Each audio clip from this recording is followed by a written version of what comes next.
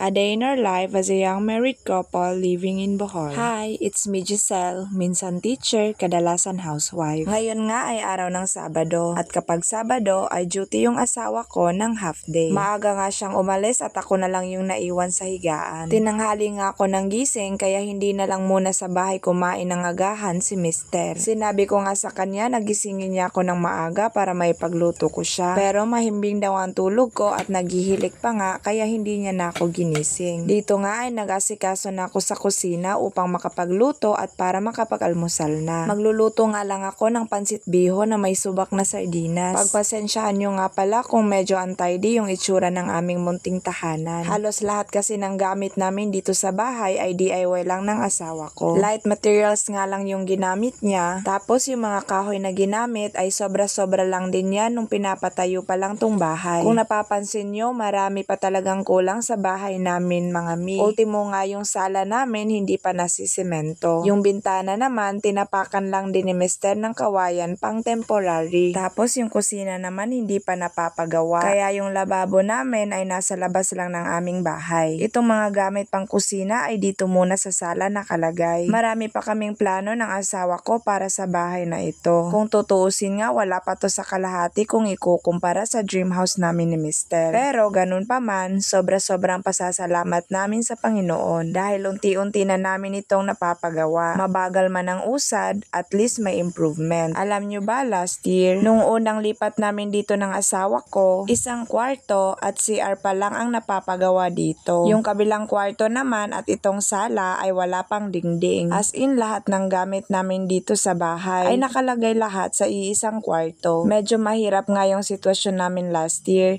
dahil pag may malakas na hangin at ulan, nahihirapan kaming makapagluto. Ewan kung may makakarelate ba sa karanasan namin ito. At kung meron man, kahit ganun yung sitwasyon, aminin nyo, masaya at kampante tayo. Dahil masarap sa pakiramdam pag nakabukod kayo mag-asawa sa sarili ninyong tahanan. So far this year, napalagyan na namin ng dingding ang kabilang kwarto pati itong sala. Nakapagpakuryente na rin kami, nakabili ng washing machine, at nakapagpalagay na din kami ng linya ng tubig. Salamat sa Panginoon, hindi na kami nagpapaypay tuwing gabi. Hindi na nag-iigib ng tubig si Mister at hindi na namin kailangang pumunta sa bahay ng mama ko para makiwashing ng labahin. Sa tulong mo, Panginoon, unti-unting ipapagawa at tutuparin ang aming dream house. Malayo pa, pero malayo na.